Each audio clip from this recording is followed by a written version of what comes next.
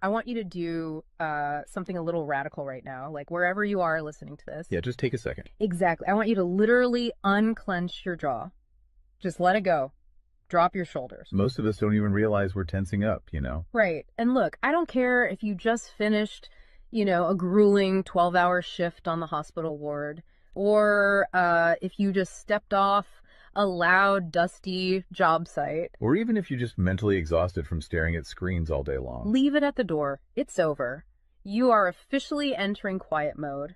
So just take a deep breath. That's the baseline we need for this. It really is. And now I want you to look at the phone sitting next to you, or maybe the smartwatch on your wrist. Every single time that screen lights up, every time it buzzes, it steals exactly 23 minutes of your life. Welcome to the deep dive. It really is a staggering number to confront when you put it like that. 23 minutes Yeah. from one buzz. Yeah, because we tend to measure interruptions in like the seconds it takes to glance at a screen, right? Whoa! We completely ignore the massive cognitive debt we incur the moment we look away from our deep work. And that cognitive debt, that is exactly the central target of our mission today. Okay, let's unpack this. We are exploring The Sovereign Architect's Guide by Chillstar 08. Specifically, episode 6, which is titled Deep Work Dynamo, How to Finish Your Week in 4 Hours. Right. And if you remember in our last deep dive, we talked about installing the drawing those boundaries and reclaiming your personal space. But clearing the space is just step 1. It actually reveals a much deeper, much more intimidating problem. Yeah, the void. What are we actually supposed to be building in that silence we just fought for? Because if we don't have a blueprint, the noise of the world is just going to rush right back in to fill it. Oh, for sure. We have this natural horror of a vacuum. The second our schedule opens up even slightly, our instinct is to pack it with activity. We just have to be doing something constantly. Exactly. We are culturally conditioned to equate motion with progress. Yeah. But Chillstar 08 introduces a really brilliant distinction here. She talks about the trap of idling. I love this concept so much. Think about a car engine, right? Mm-hmm. The engine is running, the pistons are firing, it's burning through all this expensive fuel, making a ton of noise and vibration. But the car is in park. Yes, it isn't going anywhere, and that is what most of our daily quote-unquote busyness looks like. We feel incredibly productive because we are in constant motion. Right. You check a text message while you're sitting at a stoplight. Or you answer a quick email while walking from your car to the front door. You stare at a spreadsheet on your laptop while, your family dinner is sitting right in front of you, literally getting cold. And that right there is the illusion of productivity. You end your day feeling physically and mentally depleted because you were constantly doing something. So you didn't actually do anything that matters. Exactly. If you step back and evaluate your legacy, the deep, meaningful work, the art, the business strategy, the relationships. Right, the relationships that actually move your life forward. None of it progressed. You spent 8 hours idling. You were everywhere, which means you were truly nowhere. Man, that hits hard. And this brings us back to that terrifying 23-minute statistic from the research she cites. I don't want to just gloss over this. No, we definitely shouldn't. Because understanding the mechanism behind it is crucial. Why does a 5-second distraction cost us almost half an hour? It basically comes down to how our prefrontal cortex manages working memory. Your brain is not a computer processor that can just run multiple applications in parallel. Right. We can't actually multitask. Exactly. When you are doing deep work, say writing a complex proposal, your brain loads this massive fragile web of context into your working memory. Like holding all the pieces of a puzzle in your hands at once. Yes. You are holding multiple variables, ideas, tones all at once. So when your phone buzzes and you glance at a text from your partner asking about groceries, your brain is forced to execute a context switch. So it has to dump all the proposal data just to load the grocery data. It literally flushes the working memory buffer, yeah. It has to process the new rules and the emotions associated with that text message. Wow. And then when you turn back to the proposal, you cannot just pick up where you left off. Your brain has to laboriously rebuild that entire web of context from scratch. Oh, I hate that feeling. Were you just staring at the screen like, what was I even saying? Right. It has to retrieve the thread of your argument. Remember the tone you were using, recall the variables. That rebuilding process takes an average of 23 minutes of cognitive effort, And it burns a ton of energy doing that, right? massive amounts of glucose. That explains so much. I mean, that is why people hit 5 p.m. and feel physically exhausted, almost sick to their stomachs. Even if they've just been sitting in a really nice ergonomic chair all day. Exactly. They haven't been doing deep work. They've been doing cognitive gymnastics, just constantly flushing and reloading their working memory. They are burning fuel just to stay in park. So, okay, let me bring in what I like to call the transformer concept here. Because our focus is like an electrical grid. If you have, 50 browser tabs open, you are leaking energy as raw, unusable heat rather than concentrated light. That's a great way to look at it. So if we are all acting like our focus is this cheap, renewable resource, how do we stop being what Chillstar '08 calls a subject to the pings of the world? I mean, how do we actually become the architect of our attention? Well, what's fascinating here is how she frames the philosophical shift we need. She says utility does not equal value. Oh, say that again. Utility does not equal value. Right. In the modern workforce, we have been completely conditioned to believe that being constantly available makes us valuable. Like if you answer a Slack message in 3 seconds, you're the hero. Exactly. You are praised as a good worker. Or if you jump on a Zoom call with like 5 minutes notice, you're a team player. But that is just utility. I mean, being highly available makes you a commodity. You're like a human router just passing information back and forth. And routers are easily replaced. True sovereignty, true value comes from being impactful. You simply cannot make a deep, lasting impact if your attention is constantly fractured by the agendas of other people. Yeah, when you operate like that human router, you are spending your finite, precious Mondays executing someone else's script. You're a subject to the pings of the world. Okay, so we know the biology of why this destroys our focus, and we understand the philosophical trap of, trying to be too available, but how do we actually fix the mechanics of our workday? We have to build the deep work dynamo. Right. So think of your attention like water pressure. If you poke 50 tiny holes in a garden hose, open browser tabs, email notifications, group chats. The water just trickles at the end. Exactly. You cannot wash a car with a trickle. You're just making the driveway wet. That's true. So the Dynamo Audit she lays out, it's about putting a high pressure nozzle on that hose. It narrows the opening to create a stream powerful enough to actually blast through the dirt. And the first step in that audit is auditing the physical environment itself. She calls it analyzing your signal-to-noise ratio. Okay, so visualize your workspace right now. She asks you to determine if it is a sanctuary or a transit hub. Let's be honest. Most of us are operating in transit hubs. A transit hub is a place of constant arrival and departure. People walking by, announcements over the loudspeaker, just a blur of motion. Yeah, and you can't build a legacy in a train station. But we need to push past the basic phones are distracting advice, right? Because our listeners already know that. Oh, absolutely.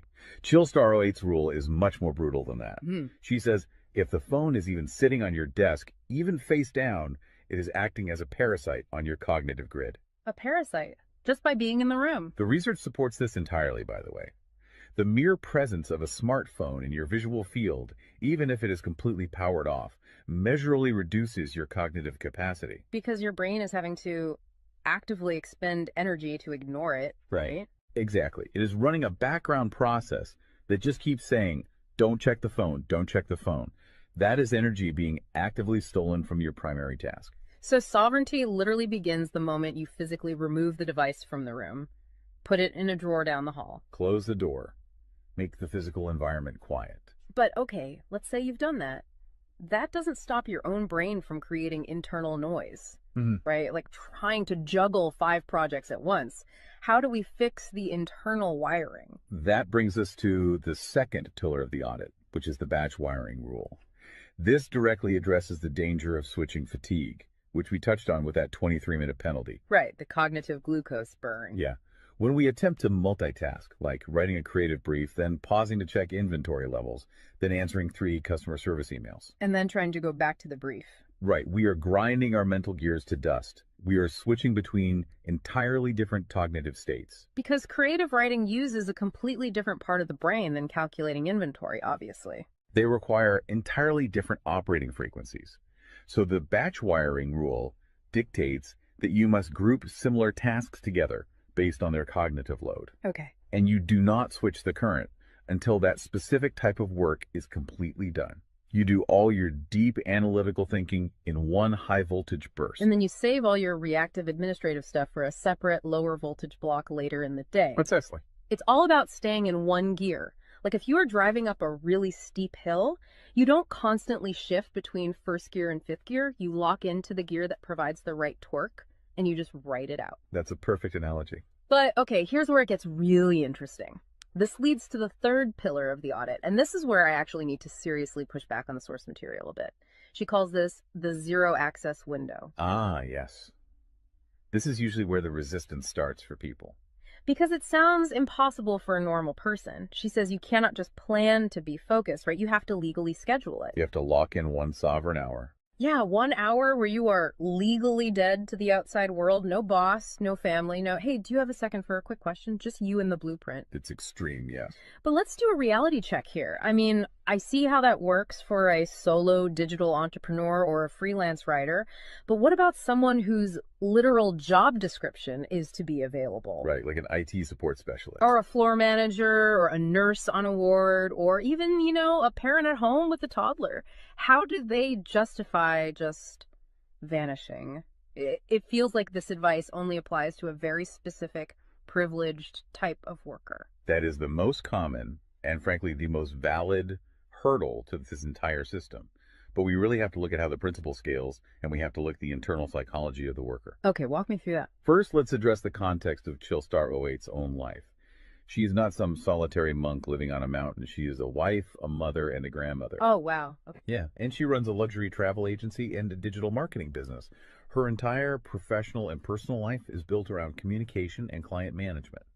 She probably receives hundreds of legitimate demands on her attention every single day. So she is really in the thick of it. She isn't just speaking from some ivory tower. Far from it. She implements the zero access window because of those demands, not in spite of them. Now, for the IT manager or the nurse, obviously, you cannot vanish while on active duty if your role is acute response. Right. You can't ignore a burning server or a patient monitor. Exactly. But the principle applies to the deep work surrounding the active duty. The scheduling, the charting, the strategic planning. Even in highly reactive jobs, there is legacy work that gets pushed to the margins. That makes sense. And the challenge isn't just logistical, it is deeply psychological. It's the internal guilt, isn't it? Yes, exactly. People feel like bad employees or bad parents or bad partners when they set a hard boundary. Yeah. We tie our entire self-worth to our responsiveness. We think, if I am not instantly available, I am failing them. Man, that is so true. We feel guilty for taking an hour to ourselves. But setting a zero access window is not about neglecting your family or your team. It is about condensing your high level work into massive, high impact bursts of energy so that you can actually be present later. Wow. Okay. Consider the alternative. If you don't carve out that absolute focus, you end up giving your family or your team partial fractured attention for 12 hours straight. Exactly. You are physically at the dinner table, but mentally you are drafting an email. Or you are sitting on the floor playing with your kid, but you're checking a Slack notification over their shoulder. You are trading constant low quality availability for scheduled high quality presence. It is entirely about communicating boundaries to protect the quality of the time you do give people. You tell your team, look, I am going offline for 60 minutes to finish this crucial report. If the servers literally catch fire, call this specific emergency number. Otherwise, I will address all questions at 11:00 a.m. Right. You aren't vanishing to hide. You are vanishing to get the work done efficiently so you can actually live your life. Which brings us to the ultimate why behind this entire system. Because once you fight through that guilt, once you build this 4-hour fortress, you have to know what it is all for. It's not just about becoming a hyper-efficient robot. No, because if you use these tools just to do more of your boss's busy work or to take on 3 more stressful projects, you have entirely missed the point. You are just speeding up the treadmill. If we connect this to the bigger picture, the destination we are driving toward is a concept she calls passive magnetism. Okay, break down passive magnetism for us, because it sounds a bit abstract. Think of it as the gravity your work generates when it is undeniably good. Most people operate with active desperation. They are loudly networking, constantly posting, aggressively chasing clients or promotions. Just relying on sheer volume to get noticed. Right. Passive magnetism is the exact opposite. It is the ability to attract results, clients, wealth, legacy, or respect through the undeniable quality of your deep work. Because you actually took the time to build something substantial rather than just talking about building it. Yes, when you engage the deep work dynamo, you produce work so concentrated and so valuable that it acts as a magnet. You don't have to chase the market comes to you. And the ultimate prize of achieving that passive magnetism isn't just more work. The prize is time. Time is the ultimate currency. The dream of the sovereign architect is to finish an entire week's worth of business output in just 4 hours. You do this high voltage work often while the rest of the world is literally still hitting the snooze button. You free up the remaining hours so you can go be a traveler, so you can be a creative. So you can be a fully engaged grandparent like Chillstar 08. Exactly. She frames it beautifully in the source text. She says, we wire for silence so we can live in volume. Oh, I love that. We embrace the discipline of the quiet fortress so that our actual lives can be loud, vibrant, and fully experienced. We are finally taking control of the dial. But, making that shift from a frantic, reactive employee to a calm, sovereign creator requires a massive shift in identity. You have to tune your mind before you sit down to do the work. It is really difficult to just sit down at a desk and instantly command your brain to perform deep work, right? Especially if you've spent the last hour navigating traffic and listening to the news. You need a transition ritual to cross that threshold. And Chillstar 08 provides something for this transition called the Chillstar's Creed. It is designed to be a grounding frequency. It really centers you. Yeah, so I want you, the listener, to use this. I want you to imagine a slow, steady heartbeat in the background. Just a deep, resonant 528 hertz frequency. Just let the frequency of these words settle into your mind before you initiate your deep work. Ready? Take it in. I am grounded in peace. I am reaching for my stars.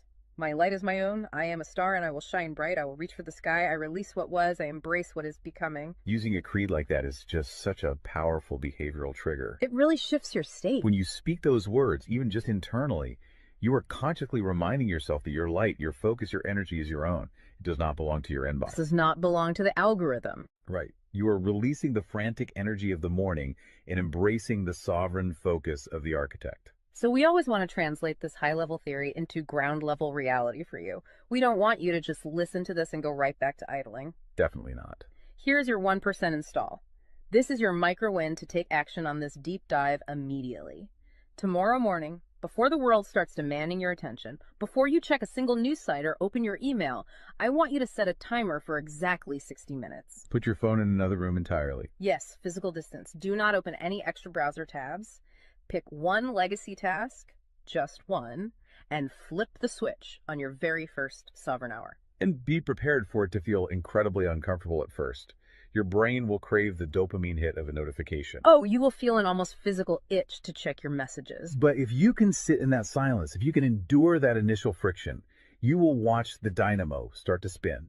You will enter that flow state, and the old blueprints of hustling and grinding will be completely burned away.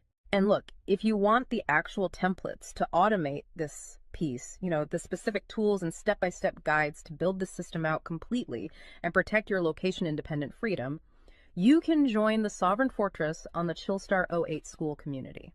All the blueprints are there waiting for you. They really are. As we wrap up this deep dive, I want to leave you with one final thought to explore on your own. We have spent this entire session talking about the mechanics of work. We've talked about condensing your week's output into just 4 hours of pure, undistracted focus. But if you actually achieve that, you're going to be faced with a beautiful, kind of terrifying question. What's that? Who are you going to become in the remaining 164 hours of your week? What if your true legacy has absolutely nothing to do with what you produce while you are busy, but entirely to do with who you are when you are finally completely silent? Wow. Unclench that jaw. Drop those shoulders. Step into the quiet. Go be great and flip the switch. We'll see you on the next deep dive.